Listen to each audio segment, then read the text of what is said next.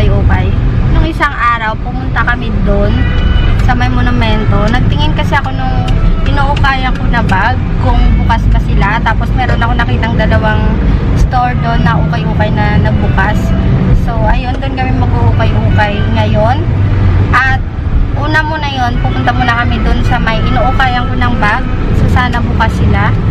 At kasama ko yung aking kapatid. So, ayun siya. Kasama ko si My Labs, nagpatid ako. Mag-hi ka muna lang. Hi. Ayan. Hi. Nagpahatid kami sa kanya dahil wala ngayon masakyan. So, kita-kits tayo mamaya.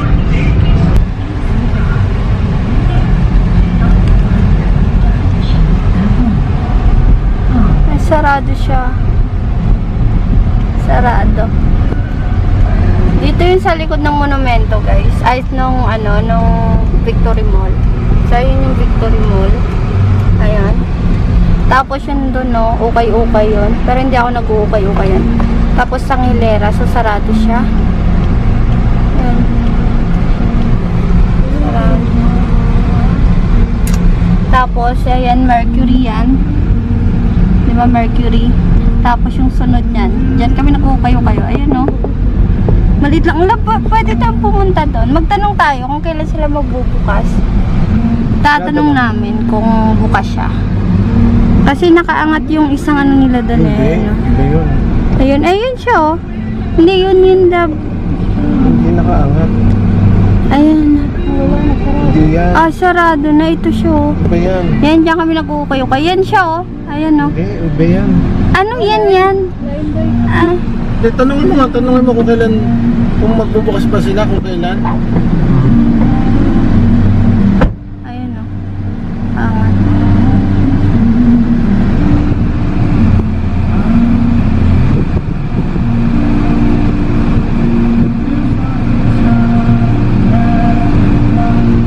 Yung kapatid ko yung tinatanong.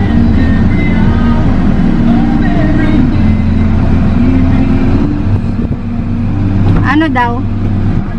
Hindi na alam, baka sa 1 daw. Sa January. Ah, ano ba? June 1? June 1? Baka to sa June 1. Hi guys! Welcome back to my YouTube channel. It's me again, Cathy.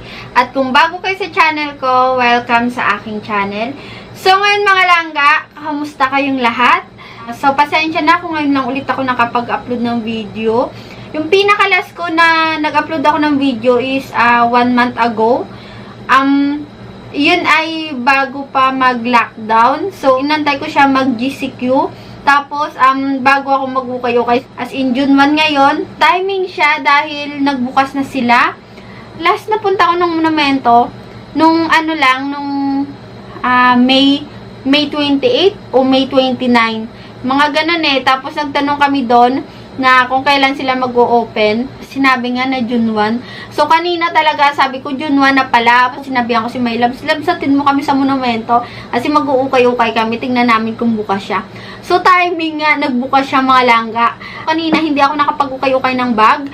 So, yung mga naukay-ukay ko is puro talaga siya sandal. Siguro mga 6 na parisan na sandals yung naukay-ukay ko. So, ito yung mga sandals na naukay-ukay ko is ay may tatak siya. So, ngayon ipapakita ko na sa inyo kung ano yung mga naukay-ukay ko. Ito nga yung naukay-ukay kong sandals. Ayan, ganyan lang siya. And yung first na nabili ko, ito. Yan. Itong sandals na to, gusto ko yung kulay niya. Yung kulay niya, sobrang decente. Tapos, maganda sa mata. Ito is navy blue. Ayan. Ito. Ito na lang. Ayan.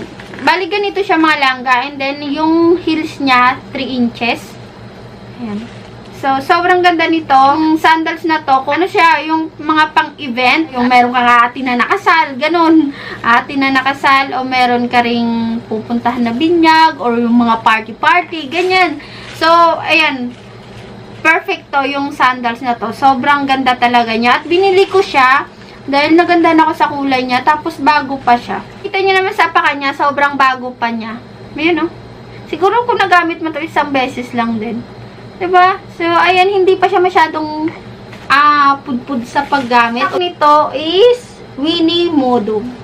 Ayan yung tatak niya mga langga. So, kilala yung brand na to. Ayan, nag-search ako ng brand. Meron kasi yung mga bagong brand ako na nabili. Sinesearch ko kagad. So, kilala din yung brand na to, mga langga. So, ayan.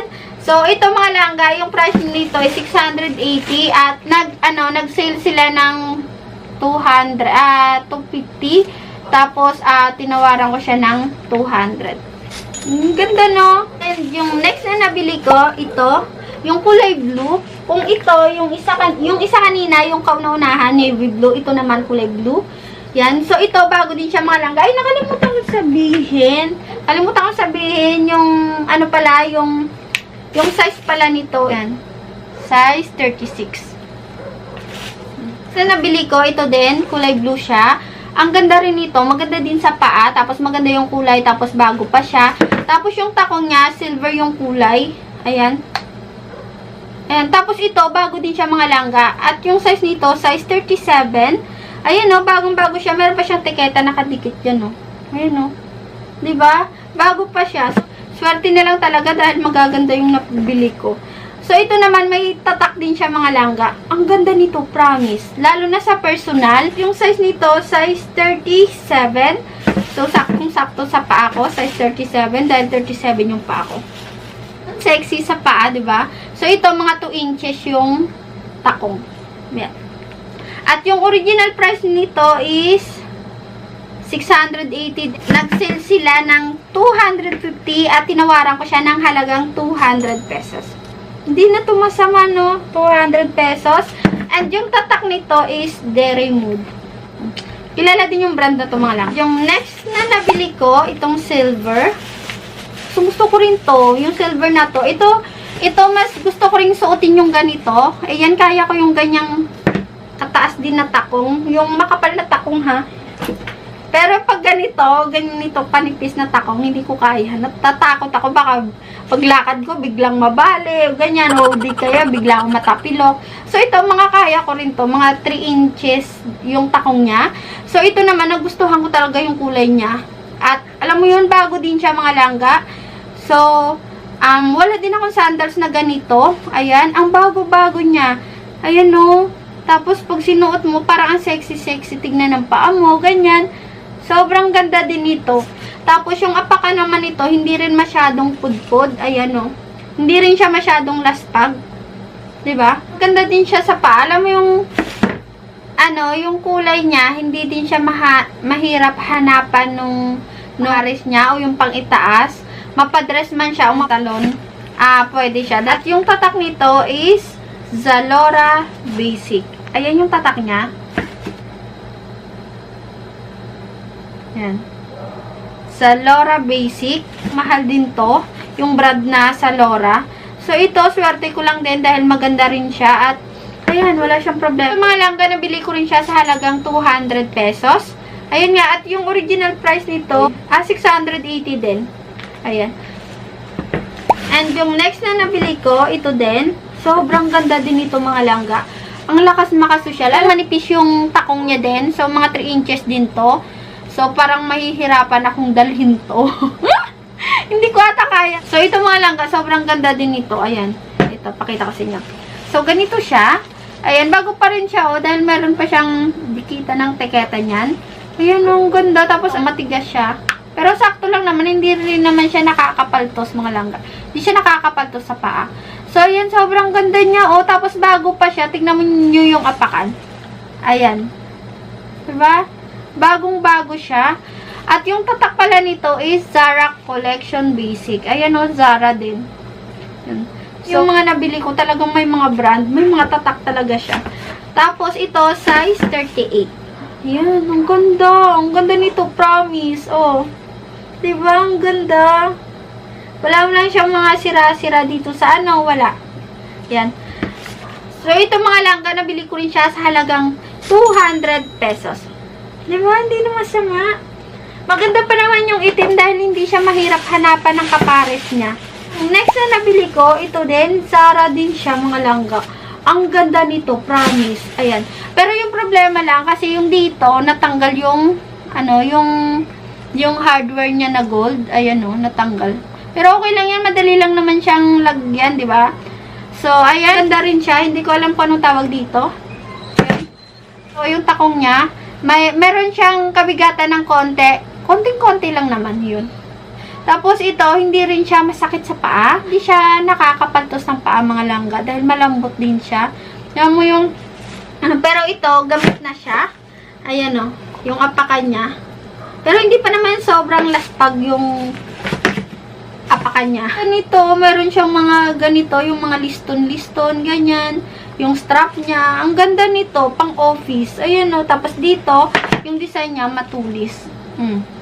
Diba? Ang ganda. Yung mga langga, yung size nito is size 39. Size 39, kaya pala malaki. Ayan, ang ganda nito. Nakaka-sexy din sa paa. Diba? So, ito, nabili ko rin siya mga langga sa halagang 200 pesos. Yun na masama. And yung last na nabili ko, ito, sapatos. Itong sapatos na Vans na to, ang ganda nito mga langga. So, ito original siya. Swerte ko lang talaga. Ayan o. Meron siyang ano dyan. Ayan. So, original siya mga langga. Tapos, meron siyang bigatan ng konti. Tapos, yung, alam niyo yung tela niya, yung matigas-tigas na hindi siya katulad sa ibang sapatos na malalaman mo pag peke. Ito hindi eh. Alam mo yung original talaga siya mga langga. Tapos, yung mga tahi-tahi, pulidong-pulido. Ayan o, mga pulido siya. Ayan. Tapos, bago pa siya. Tapos, yung sa baba niya, hindi rin siya masyadong pudpod. O, siguro hindi pa rin to nagamit. Yan. Yung problema lang sa liston, parang maitim-itim na siya kasi dumi din, di ba? Yung original price niya is 1,550. Ayan. Sinale nila ng halagang 450, pero tinawaran ko siya ng halagang 350. So, hindi na rin siya masama kasi original siya mga langga. As in. Ang bago-bago pa niya. So, ito, ang ganda talaga nito. Di ba?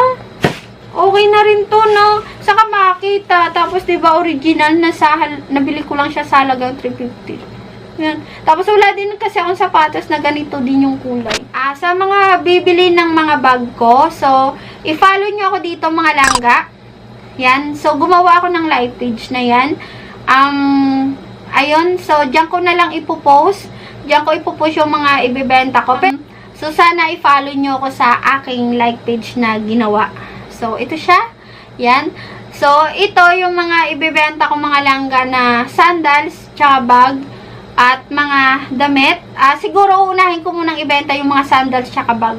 So, tsaka na lang yung mga damit. Tapos, make sure i-follow nyo yan. Bali sa next week, i-upload ko yun, ipopost ko. Pero, syempre, kayo na magbayad ng shipping fee, mga langga. Kayo magbayad. Kasi hindi ko naman siya papatungan ng malaki din na talagang kikita ako ng malaki. Hindi. Maliit lang naman yung ipapatong ko na kahit papano, diba, meron din naman akong kita o ginansya. Ayun, tawag sa amin ginansya. Pero kayo na magbayad ng shipping fee, ha? So, ayun lang mga langga. Thank you sa panonood. At kung nagustuhan nyo to, huwag nyo kalimutang i-like and then mag-subscribe na rin kayo sa channel ko. So, thank you mga langga. See you on my next video. Bye-bye!